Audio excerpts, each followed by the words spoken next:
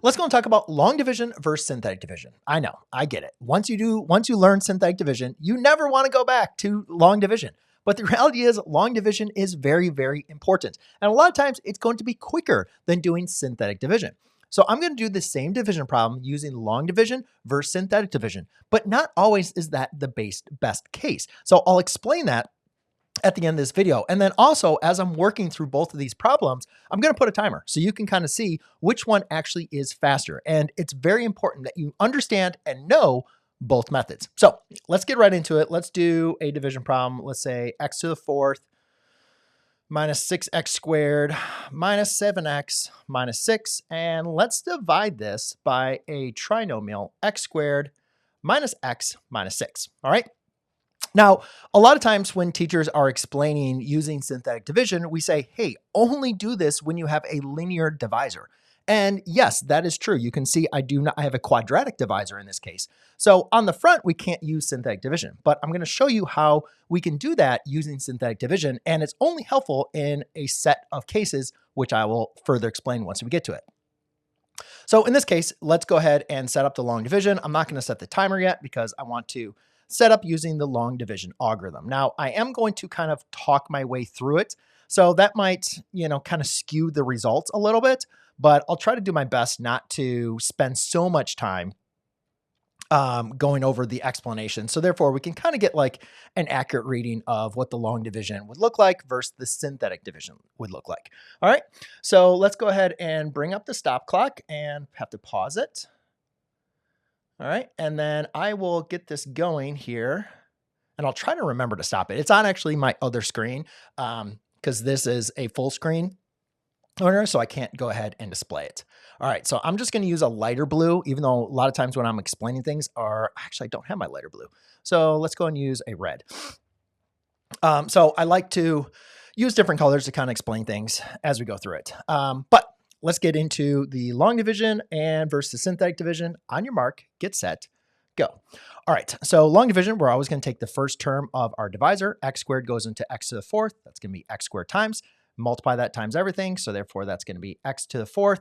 We have a negative x cubed, which I don't have a term for here. And then I have a negative 6x squared. So negative 6x squared. We're going to subtract the whole row. That's going to go to 0. I can bring down this negative x cubed because I'm not subtracting. Oh, actually, that's a positive x cubed because that's a double negative.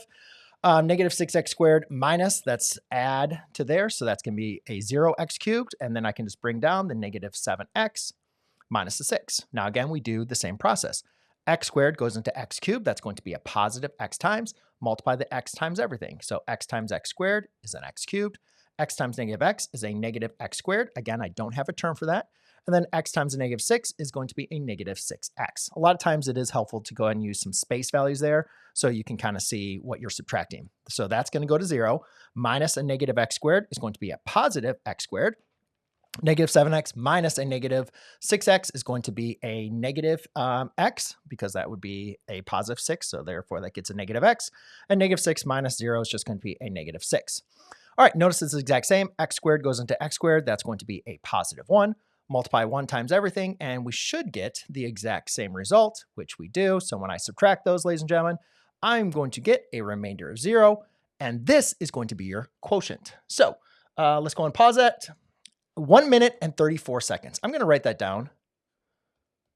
1 minute and 34 seconds. Okay. Not too bad. It does take a mention of understanding the long division algorithm to be able to do this. But ladies and gentlemen, like it's very, very important to make sure you can do your long division, especially sometimes when you don't have a calculator and even doing long division with numbers. Like it's just so important to have this algorithm kind of down pat and at least know how to apply it. All right, so now let's get into the synthetic division. And I am just going to copy this and do it down below. So therefore, we have a fresh piece of paper. Okay, now, here's the thing. When we're doing synthetic division, we can only divide using synthetic division by what we call linear factors. So here's the cool tip that we can do.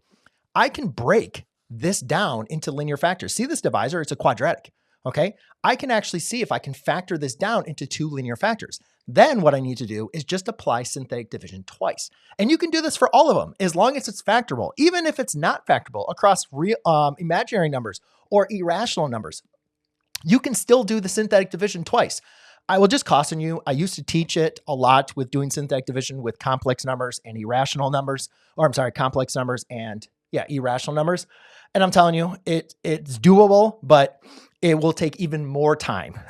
And it's a lot, and it's very, very keen to making mistakes. So I would caution you against that. I would prefer if you can't factor this down to two linear rational function factors, then I would just do long division, okay? But in this case, we can factor this down. You can see this can be broken down into a x minus 3 times an x plus 2, okay? And so what we're going to do is we're going to do long division twice because I know these are factors of this, right? So therefore, they can factor into that. Now, remember, when we're setting up synthetic division, we're going to take our first term, and we are then, I don't think I need that big of a line. Let's take our first term, going from there. And we're going to start here with the coefficients. Now, for long division, I didn't include these little space values for like 0x cubed or 0x squared over here. And you can see I kind of like squished things together. Now, I knew what I was doing, but if you are kind of beginner, you might have gotten confused there. So as a teacher, adding those space values would have been helpful from a learning and teaching perspective, but it's not required.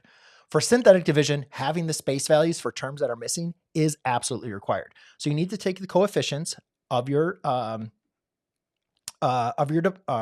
dividend here. So we have 1. Oh, I got to include 0 because I don't have an x cubed. So 0. Then we have -6, -7, and -6. Okay, and we're just going to start like that, just like we did with long division. To be fair, we're going to keep these exactly as they are. And let's go ahead and reset that. Okay, so now again, I'll do the same thing. I'll talk my way through it, but I'll try not to spend too much time going through every single step. All right? All right, synthetic division. On your mark, get set, go. So for synthetic division, we always bring down the freebie. That's always going to be your first one. So bring down the 1. Then you multiply on the diagonal, add on the vertical. 1 times 3 is going to be 3. 0 plus 3 is 3. 3 times 3 is going to be 9. -6 plus 9 is going to be 3. 3 times 3 is going to be 9. -7 plus 9 is going to be a positive 2. 2 times 3 is going to be 6, and therefore that's going to be 0. You have to get a 0 because if you didn't get a 0, then either that you didn't factor it correctly or you did something wrong on synthetic division, okay? Even if you're going to have a remainder at the end, that has to have a 0, at least for this first division. Now what we're going to do is we're going to take our other factor, and we're going to do synthetic division again. So now what I'm going to do is I'm not going to take these coefficients. I'm going to take the coefficients up here. So I have a 1, 3, 3, and 2. Now, again, we know the answer is going to have a remainder 0, but let's go through it. Bring down the 1, okay? And always bring down the freebie. We'll multiply on the diagonal, add on the vertical. 1 times -2 is a -2. 3 plus -2 is a 1. 1 times -2 is a -2. 3 plus -2 is going to be 1. 1 times -2 is going to be 2. That's going to be a 0. So this is going to be your remainder. Constant, coefficient of linear, coefficient of quadratic. So my final answer is x squared plus x plus 1. And we are done. And voila. So we had 1 minute and 20 seconds. So ladies and gentlemen, you can see, I mean, I don't know which one I talked more on. You can maybe go back and let me know. You can definitely do both of these very, very quickly. Okay. And is synthetic division much faster? Sometimes it is. But a lot of times, as I mentioned, and this is the important thing. Yes, you can always break down your divisor into factors and then do synthetic division. But I caution you, ladies and gentlemen, if these had irrational or complex factors, you would not want to do synthetic division. This process would have been much, much longer. That is why it's so important to know your long division. But guess what? If you don't want to do long division and you recognize you can factor this into two linear factors, then yeah, do the synthetic division. It was a little bit shorter. So there you go, ladies and gentlemen. That is long division for synthetic division. If you want more examples of me doing dividing polynomials, then check out the next video I have for you here. And if you like the comparison of this versus that, then check out the playlist I have for you down below. Cheers.